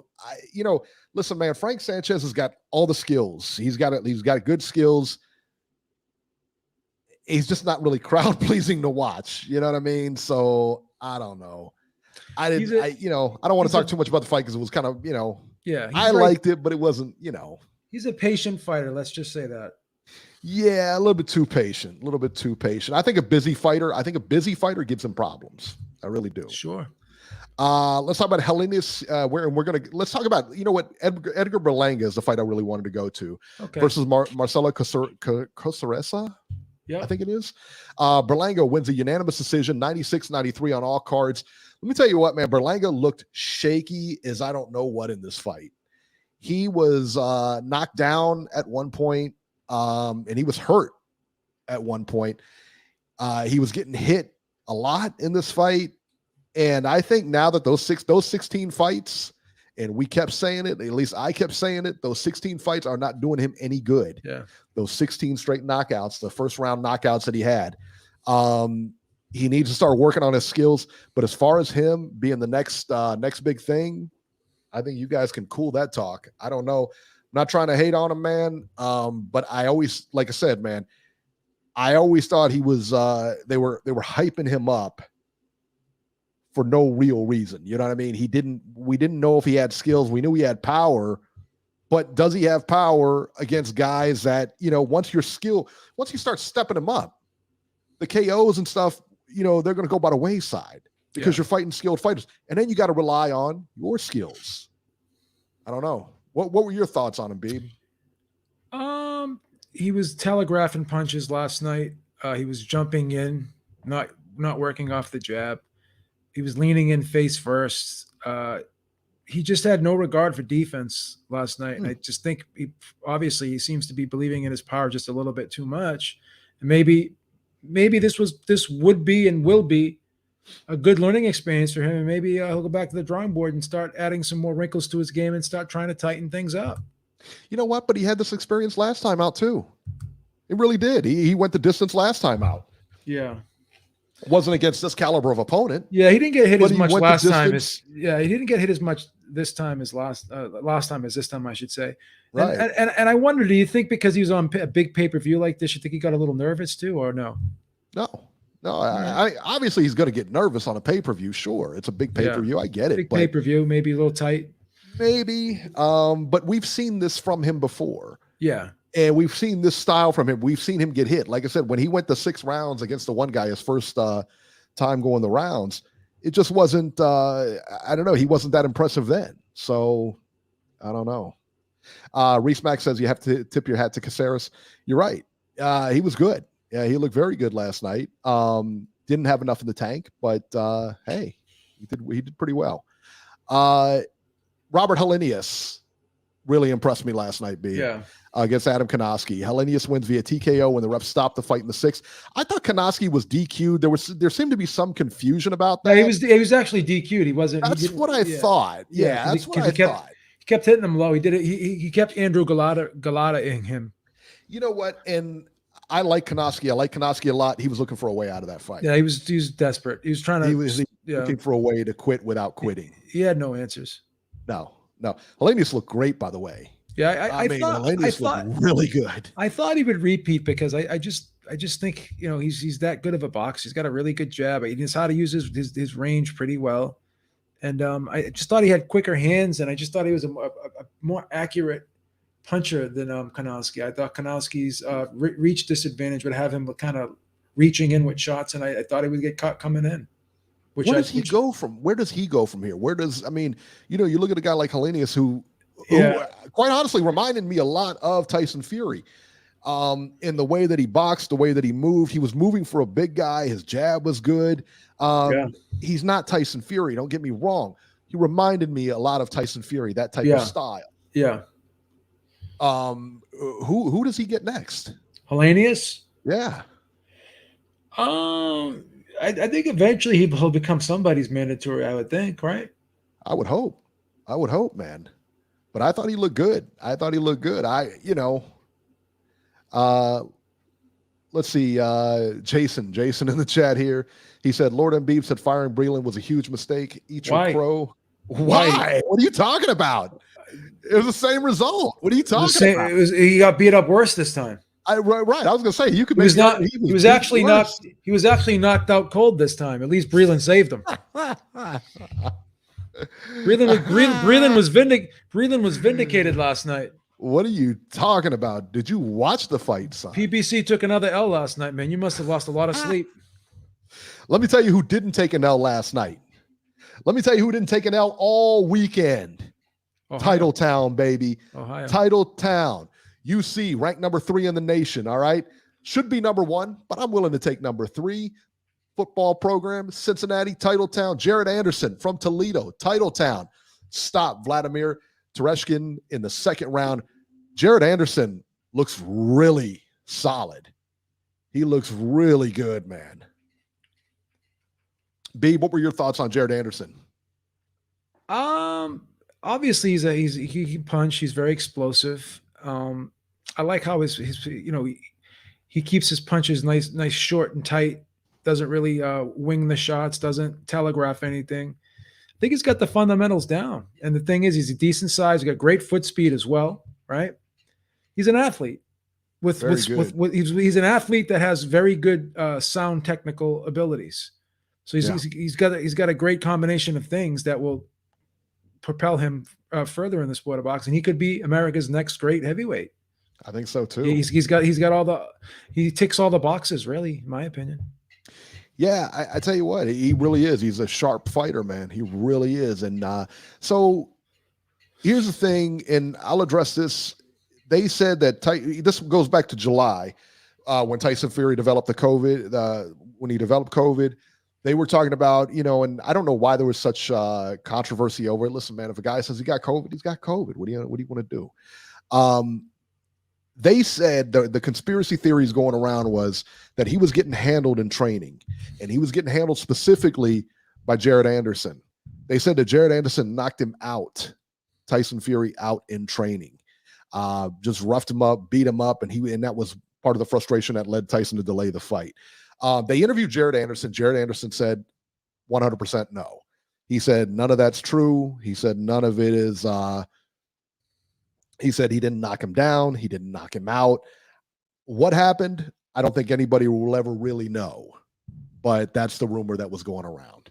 And if you're Jared Anderson, clearly you're not going to say. Nobody ever releases, unless you're a jerk. Nobody ever releases details on sparring because sparring doesn't mean anything. I hate when people do that. That aggravates me so much. It doesn't. Sparring does not mean a thing. Doesn't mean anything. Not at all. It's practice. Yeah, that's all it is. It's like having a soccer team, and the one side, you play each other in a scrimmage, and then you win in a scrimmage. Doesn't mean you're going to win in a game. And you're playing each other, so it doesn't matter. You guys are on the same team, so it doesn't matter. Yeah. Julian J-Rock Williams versus Vladimir Hernandez. Hernandez beats J-Rock by a split decision, man. I tell you what, man, I thought J-Rock won this fight. I really did. I didn't think that decision was just at all. I was shocked. But hey, I mean, that's what happens. Yeah. It could have been a case of quantity versus quality. I thought J-Rock had got off to a good start and he was landing clean shots, but Dick Williams was just throwing a ton of punches, and his activity was so high, and he was still slipping in some good shots too. But I just think maybe the judges may have liked his activity more. Yeah, could be. Let's talk about DAZN real quick. Liam Smith versus Anthony Fowler. Liam Smith wins by TKO over Anthony Fowler in round 8. Beeb, I didn't catch this fight. This fight was great. This fight was great. Well, we talked about this. We talked about this last week. Yeah, and about what a great cards that were on Saturday. Cheeseman fight was a great fight too. Did you see that knockout? What a vicious! That was vicious. That was vicious, man. Now that one may be of he may need to find something else to do because that was a vicious knockout. Yeah, but this Fowler Smith fight was so good. It started off so good, and Fowler appeared to be getting off first. He appeared to be much quicker than Smith out the gate. His jab was great, and he was feinting Smith out of his socks, right? And but Smith just landed a huge right hand, and just after that he just turned the fight. And once he hurt Fowler, I think it took a lot of the wind out of his sails, and it made Fowler a little bit hesitant. And he just wasn't as sharp after that. But what a back and forth fight this was. It was a battle of Fowler's left hook versus Liam Smith's right hand. It was such a great fight. Oh, what a great card it was. Crazy. That Cheeseman knockout, that was vicious, man. That was rough. That left hook, man, from hell. Jeez, man. I tell you his head did a 360. It's kind of knockout. That and that Wilder knockout, those are the kinds you don't like to see. Yeah. I mean, because they just go down face first. Like, he was out, man. And Cheeseman was out. He was out cold. And the sad part, man, like, he tweets out a picture. I saw him on Twitter today. He tweeted out a picture of, like, him and his family and stuff. I guess, like, an older picture said he's going to take some time off and regroup and stuff. I'm like, what are you doing this for? You know what I mean? You're not going to get a title shot. You're not, you know what I mean? You're not going to be a pay-per-view headliner. You're not, at this point, what's the point of going forward? You know what I mean?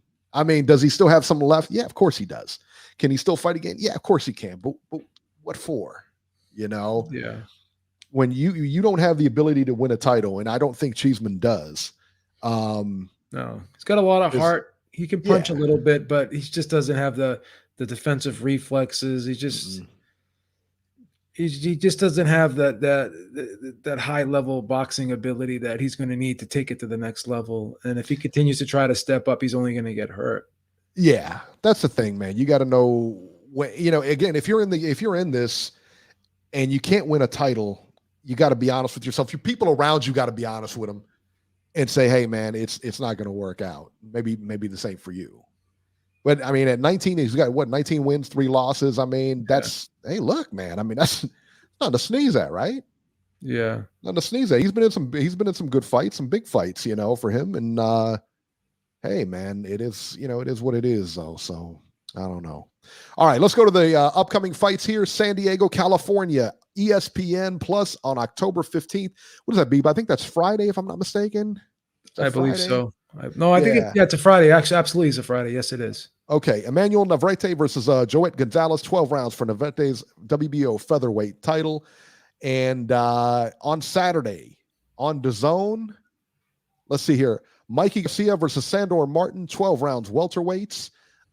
Elwin Soto versus Jonathan Gonzalez, 12 rounds for Soto's WBO junior flyweight title.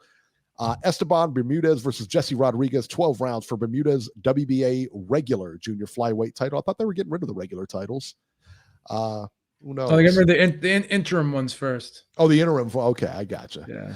Also on Saturday from Latvia, I don't see a television on this, so I don't know if it's televised. You can catch it on YouTube probably. Maris Briedis versus Arthur Mann, 12 rounds for Briedis' IBF cruiserweight title.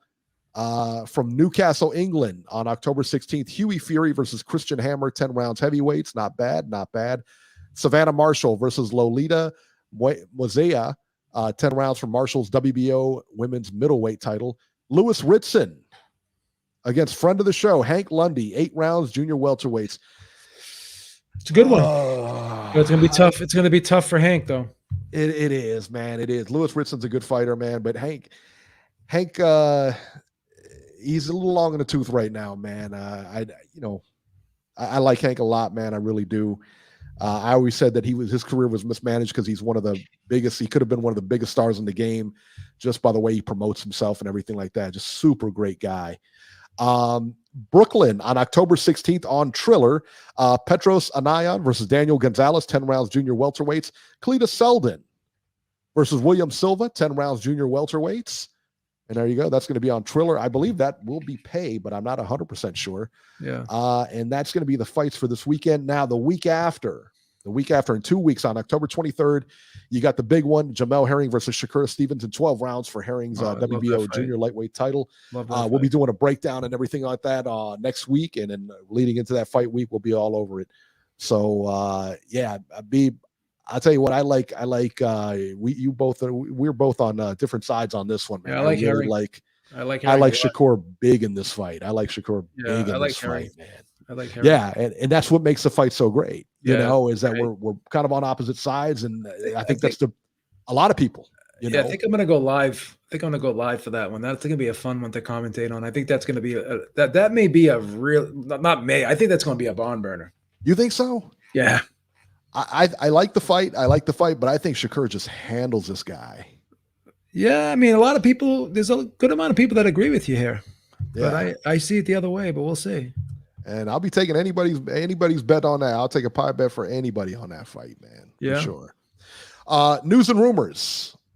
Train wreck of the week. B. Oh no, my man. Don't even tell me. AB about business. Adrian Broner about billions, about biscuits, whatever you want to make AB sound. Adrian Broner this is from TMZ, was sitting in a jail cell early Sunday morning because the guy got picked up by the cops in one state for being wanted in another. The boxer was arrested and booked around 1 a.m., getting hauled into the Kenton County Jail in Kentucky, which is about literally 10 minutes away from us, where he posed for a mugshot. The charges he got rung up on upon entry, fugitive from another state, which a warrant was required. No word on circumstance of how cops stumbled upon Broner to begin with, but they did. It's unclear exactly what this warrant stems from, but it does originate in Cuyahoga County, where that's where Cleveland is, and that's where that lawsuit where he was touching that girl or whatever, the inappropriate action or whatever he had up there in that mall. I think he kissed her or he tried to grope her. I don't know. It was it was actually, you know what? It was in the nightclub. It was when a woman claimed he assaulted her in a nightclub. He's out of control, that guy. Completely out of control. Bond has not been set yet. I was talking to Lisa about that. She said bond wouldn't be set on a Sunday anyway. No. So I'm assuming they'll set bond tomorrow. I don't know if they extradite him or what and deal with Ohio first. I don't know what they do, but and let me tell you what, last time he was in front of a judge in Ohio, that judge reamed him. There's video of that too. That judge was not real happy with him. No. So man, I don't know what he's doing, man. What's going on with it? Look, if you got a warrant, go take care of it. You know what I mean? Otherwise you end up on TMZ and this nonsense. And I don't know about you, Beeb. I haven't heard about any fights he's got lined up. He was mentioned with Conor Benn, but I guess he turned it down, they say. Yeah, I mean, Eddie Hearn allegedly made him an offer, they say. I don't know how true it is, but that's what they say. Yeah, I mean, he wants $100 million for a fight. I mean, he's not going to get it. He's not in demand anymore. He tends to price himself out of fights, it seems. Right.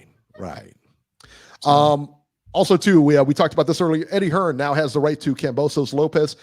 Is November 16th the date I heard? I heard it was sometime in November. I don't know the exact date, though. But it's in November, Yeah. And it'll be on DAZN. Eddie Hearn will be promoting it. Yeah. I'll tell you what, man, and he's kind of got to go through with this, but he has done such a disservice, with this whole thing. And again, there's plenty of blame to go around, but he's kind of done himself a disservice because he's on the shelf for this whole year now. You know what I mean? Yeah. Waiting for this fight, Yeah. And he had a good thing with Triller. He really did. But, honestly, he screwed it up because at the end of the day, you got to be responsible for you. You have to be responsible for you. And for him not getting vaxxed and for him catching COVID and then delaying this whole thing, and it just put a tailspin on everything, And in the meantime, they were brought in, they're promoting this fight. They're losing money on it. Now they got to move a date. Then you got to move it again and again and again. Just not good, man. Not good. Not good business. So he's young. He's got to learn. But listen, your first line of defense to protect things, you protect yourself, just like in the ring, I don't know. Tank Davis will face Rolly Romero December 5th on pay-per-view. In case you guys are wondering, that is a Sunday. What on earth are you doing fighting on a why? I don't understand why Showtime is doing this nonsense of this stuff on a Sunday. Yeah, I don't get it. I don't get it either. I really don't get it. It's just hands down the dumbest move. You're going to end up staying up till like midnight, 1 o'clock on a Sunday when you got to go to work the next day. At least most of the people I know work Monday through Friday. You're going to get up and go to work the next day, and I got to stay up till midnight to watch a fight. Not going to do it. Not to mention, Beeb, the one little thing I didn't mention either, I like Rolly Romero. I do. This is not a pay-per-view fight. No. Not even a little bit. Not at all. I don't care it's not even how a you question. stack it. I don't care how you stack it. No. But come on, man. No, come on. It is not a pay-per-view fight. Yeah. Now, that being said, Rolly deserves a lot of credit for taking the fight. Rolly deserves a lot of credit for calling Tank out. A lot of people, as you know, have called Tank out and have just, when it comes to signing for the fight, nah, I'm good. So hey, I give him credit for taking that fight, man. Oh yeah, he deserves it.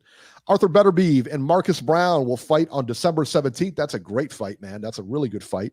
Anthony Joshua has exercised his rematch clause against Alexander Usyk. Beebe, you looking forward to the rematch? Absolutely. I'm curious to see if Joshua can do any better. A lot of people seem to think maybe he can. I don't know. I'm looking for a repeat. I'm thinking maybe Usyk may stop him this time, but we'll see. Yeah. Beeb, I've said it before. I've said it if I've said it once, Beeb, I've said it a million times. I love rematches. I am the biggest proponent of rematches. I love them. Last night just affirmed what I've said about them all along. I love them. I love it. I wish we could have rematches for every fight. I really do. I love it. Regis Prograis, your boy, signs with Probellum. And if you don't know who Probellum is, it's Richard Schaefer is the president of Probellum. So it's like his company or whatever. I don't know how I feel about this, man. Prograis seems to be like a guy without a country right now, man. Sign in with a big, sign in with DAZN, sign in with somebody. And let's try to get his career on track, man, because this is a good fighter. He's a solid fighter.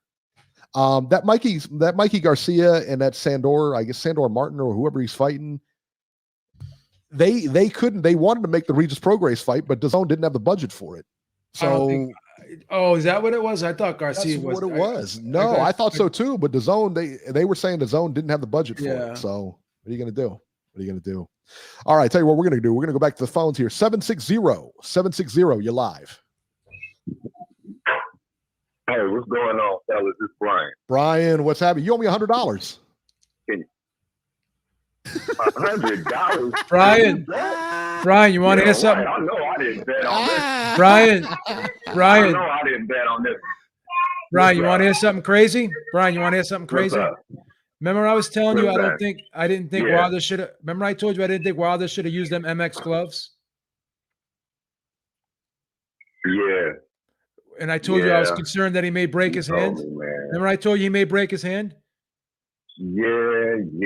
They're saying you told me all that shit. No, they said no, but check this out. They said that I heard that he broke a knuckle in his right hand. Fractured a knuckle in his right hand. Yeah. Man, you know what? When I was watching the fight and they were saying something was wrong with his hand, I was like, I yelled it. I said, B was right. Those gloves, I don't like those gloves. He was right. I don't like those gloves. I love the Reyes gloves, and those are a copy of the Reyes gloves. They really are. I love the Reyes gloves, man. I love those puncher gloves. Guys that have broken their hands already, I don't like those gloves. Yeah, you get power on those Reyes gloves. Man, I mean, he brought us some really, really good points before this fight happened, man. And I didn't give a shit. I was still gonna cheer for Wilder. I'm gonna still cheer for him and everything, man. It's just how it is. But that was a great fight, man. And I heard Rob on the phone. It sounded like he enjoyed the fight as much as he talked shit about it. It turned out to be a good fight. How you guys think they did with the pay-per-view buys? I don't know. What did I say, 350? I'm gonna say 500,000, but I'm hoping it was more. They promoted this coming down the path, man. This week, fight week, they promoted this fight to the hilt. He was on the NFL. It was on commercial. It was everywhere, man. They did a lot. There was a lot of buzz coming through here. And I tell you what, that T-Mobile last night looked crowded. It looked like it had quite a few people. They packed the building. Yeah, they packed the building. Yeah. So Brian, that was a good fight, man. You know, is all this? I know everybody would be like, "Yeah, I told you, man. I told you." No. I'm just gonna ask you right now. I'm just gonna ask you right now. Is all this controversy bullshit over now? It's gotta be, man. Because that's what I said. Once this fight happens, let's see how this goes, and let's end it because there was a better fight than the last one, but at the end of the day, Wilder still had the same type of injuries. Like, you know, he got caught on that ear. He kept getting caught with the same shots, just like how he did in the last fight. And that's where he has to just, I can sit here and say what Wilder should do and this and that bullshit, but Fury is good, man. Let's give this man some respect. This dude he's just like, you know, he's a awkward looking dude. He looked like Lurch. He got this Pillsbury Doughboy body and he got quick speed. He's just a different breed of He looks like one of us, man. He really does. He looks like just a regular dude, you know what I mean? Like a regular guy. He looks like one of us, man. That's why you can get behind him, you know? Right. Except Beeb's built like an Adonis, but you know. That's awesome. Hey, Brian. Man, Fury is just good, man. Hey, Brian. Brian, can you buy me a Fury t-shirt?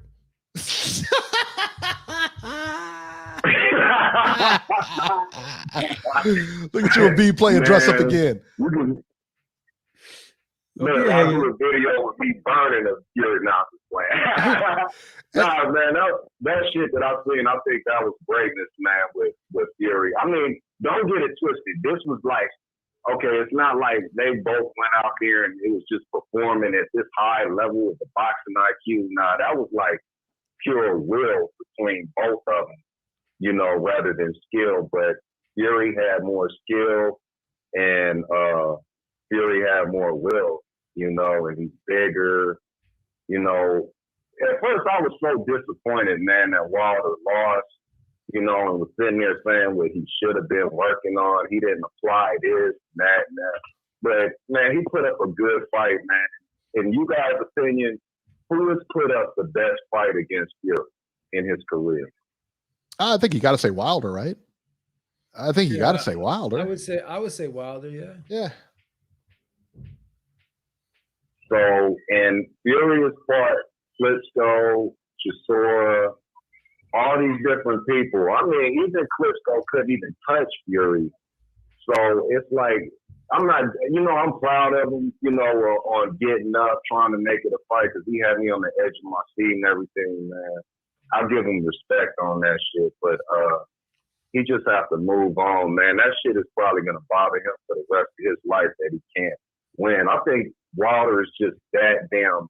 I know you said he's weak-minded, Eric, but I just think he's just that damn competitive, man. I think this is going to bother him because he just couldn't win against I think he's got a fragile ego. I think he's got a very fragile ego. I think he's got a very fragile ego. And the thing is, again, when you can't, and he can be a sore loser all he wants, but if you can't admit where you went wrong, you're never going to learn from it. And he's never going to get better. Right. That's true. That's true, you know. But, man, he might be the type, man. It's like on Friday. Remember Friday, they said he's going to cry in the car. Shit, man. you could just tell this dude he just might just not just he's gonna be disappointed that he just lost to Fury, man. But you know, he don't need to be so disappointed, man. Just get that man his respect and just recognize what this dude is. He's good, man. Fighter, I would say in the heavyweight division, I would say if it was a letter grade, Fury is an A, and everybody else is like C, maybe even D. You know what I'm saying? Fury is just that far ahead of everybody because of his size, his length, and it's like you can take Fury and match him up in any era, man, because of his size, his length, you know, and the things that I'm saying, man. He's just a fucking good fighter, man. He's a hell of a fighter. That's all I can really say. You know what I'm saying? Yeah. And I can't really be too disappointed in Wilder. He fought a great fighter. How'd you sleep last night? Were you okay? What'd you say, D? How'd you sleep last night? Were you okay? Oh yeah, because it wasn't like, I slept good, man. You know, get me the blood pass right out. Because it wasn't a shot, okay? The last fight, now, I don't even know. My brain didn't process that shit for like 2 weeks because, see, we didn't never see Fury do that to nobody. Okay, so that was a complete shock to the damn world. So I couldn't even process that for about a good 2 weeks, man.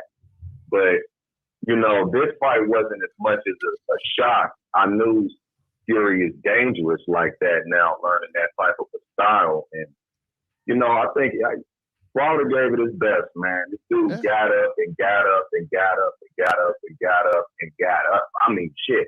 And that's another thing. I think he was just tired in round 2. I could see it. Mm-hmm. I was like, oh, man, he already tired. It's round 2.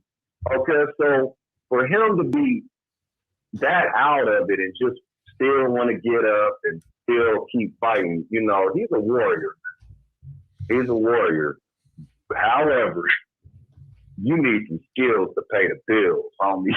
Yeah, I've been telling you that. I've been telling you that for the last 3 years. Man. You don't want to listen. You gotta learn. Oh my God, man! He's doing it. I told you so on him. He's skilled. I've been telling you this. Why would you tell? Why would you tell him that, man? Why would you do what I told you so on, Brian? Because he was calling me every week. He was calling me every week, telling me how Wilder was going to knock out Fury, and I kept telling him no. Why you got to stomp on him like that, man? You know my character. That's how I am. Hey, Brian. Hold on, wait a minute, dude. Hey, Brian. Didn't Wilder get close, though? Didn't he get close? He dropped him twice. Yeah, but you know what I'm saying? We're used to stuff like that. Team Fury. We're used to stuff like that at Team Fury. We come back from adversity, man. Hey, Brian. You ain't never been dropped twice in one round. No, never. Brian. Never. That was amazing. That was amazing. That was an amazing 4th round, Brian, no doubt. For him to get up. Yeah. Hey, Brian, real quick. To get up twice like that. Real quick. What's that? Hey, real quick. I told you he was going to win. You can't say it, Eric. Only I could say it. I'm Team Fury. I told you all week, son. You don't want to listen? You don't want to listen? You want to do your own thing? You want to do your own thing? That's what happens. I told you. I tried to tell you. You try to tell me. We try to tell him. Brian, you pick Usyk? Man, he picked Joshua like a mug, man. You know he Brian, did. You pick Usyk, right? I'll take his action all day. He's losing. Yeah, I told you. I thought he picked. I picked Joshua. I'll take Brian's action all day, son. Corey picked Usyk. Hey, look, man. Hey, you guys. Hey, I'm gonna pick Joshua on the rematch, and we're gonna go through the same thing again. I don't care shit. You told me. Give it to me. The chat can give it to me. Go ahead. I ain't just take it out on me. You told me. But Wilder did a good job, man. Yeah, we can't take away from what he did. He came the closest to being Fury. And another person I want to talk about is a jogger. Man, what happened to him, man? That's my dude, man. I was so disappointed when he lost too. Nothing happened to him, but he's another guy. He reminds me a lot of Wilder, that he's got a big punch, but he lacks, a lot of basic skills, Right. he got exposed, man, because Sanchez, at first I was like, is Sanchez just not going to hit him? Is he just going to posture? Is he kind of fearful of the power? But, man, that dude is a smart boxer, man, and he's explosive. It's like he was getting to the punch quicker than a jobber, and that just was throwing a jobber off, man. Yeah, it sucks to take a loss that early, though, don't it? Yeah, it does. It does. Yeah. Yeah, it's going to be tough for him to come back from, but not because he lost. I mean, because Frank Sanchez is a good fighter. It's not going to be tough to come back from because he lost. It's going to be tough to come back from because now the blueprint's out. He doesn't have a lot of skill. And that blueprint's been out for the last couple of fights now. Right. So that's what's going to be tough to get over. Right. He's got to go back and just try to reinvent himself. And I don't even think I've seen him throw. He didn't throw no hook. I don't even think he threw any hooks or nothing, man. I think he was just looking to drop that straight on him, and that was it. He's got a big right hand. That was it. And that's the danger about matching guys up like that in their first 10 fights or whatever and getting them that knockout streak and everything like that. Because when you match them like that, they fall in love with the power. They want to fight a certain way. And then they're, when you try to, I would imagine they get resistant because they're like, well, I'm winning this way. Why would I want to change? It's just human nature, Well, at least he didn't get beat up, though. That's a good thing. Right. Yeah. Right. All right, now, Brian. One thing B said that hey, hold on, Eric. You always hanging up on me. You're trying to take up like 20 minutes on the show. What are you doing, man? We're gonna get the last one. Over there, cars beeping. Let me say what B said. One more thing, man. B told me, he said Wilder was gonna revert back to the old him. B, that's what we've been saying all week. We've been saying it all week, son. You don't want to listen. Y'all. You're right. Hey, we told you so. I know, man. We told you so. I don't know how many times I gotta try to tell you. You don't want to listen? I don't know how many times I gotta tell people things before they start listening. Yeah, you don't want to listen. He's like Wilder. He doesn't want to listen. He wants to do his own thing. You got a good corner. When AJ do his rematch, I'll be back, okay? I'll be back. I'm rooting for AJ. I'm already going. I'm putting it in right now. I'm not betting on the shit though, but I'm rooting for AJ. Okay. And Eric, do I really owe you 100? Did I bet on this? Did he bet on? He bet me a couple hundred. What it be? Sure. Bet me a couple hundred. That's what it was. Yeah, I think so. I don't remember that. You're gonna have to pull that from the archive. Look, I mean, if you don't keep the show's archives, Remember I said, remember I called Georgie out on something? I remember the time I told George. I remember the time I told George I didn't say something. He sends me a freaking timestamp of when I said it. Shit, that's sure he got you good, man. He got you good. It's like that's the thing, man. Don't Georgie will go through. Yeah, Georgie. No, it was like 3 years ago too, man. He went through the X-Files to get that shit. Sick. Yeah, Georgie's got those people on the inside of Rikers, man. They know what they're doing. They find anything, boy. Right. But I don't think I made a bet on this. If I did find it, I'll do it. I ain't tripping. But you didn't bet him, Brian. He's trying to. Yeah, I'm just messing with you. You didn't. He's teasing you, Brian. You didn't bet him. I didn't bet you because I like to earn my money. You know what I mean? I like to earn my bet, son. I think I learned my lesson from the last fight. I learned my lesson from the last fight, so I'm pretty sure I did, man. But, yeah. Hey, man, thank you guys for having me, man. I appreciate it. Eric not hanging up in my face. It's fine. You guys have a good week, man. All right, man. You too. Oh, shit. Ohio Runs Boxing. Salute. He's in the chat. He says, Big Baby from Toledo is the future of the heavyweight division. I couldn't agree more. Baby, he looked great last night. He really did. And he's continuing to improve. He continues to get better. He's got power. He moves. The way he goes to the body, his feints, everything about him. He's just a complete fighter. He really is. He's a complete fighter right now. He really is. Oh, yeah. Some more fights, some more seasoning. And, yeah, he's going to be right in that mix. He'll get there. Yeah, I love it. I love it, man. All right, guys, that'll do it for this edition of Ringside Reporter. As always, you can catch Joe Habib on Twitter at JHabib1 and find our YouTube channel at ringsidereporterlive.com. You can find me on Twitter at Ringside73, and we will see you guys next week.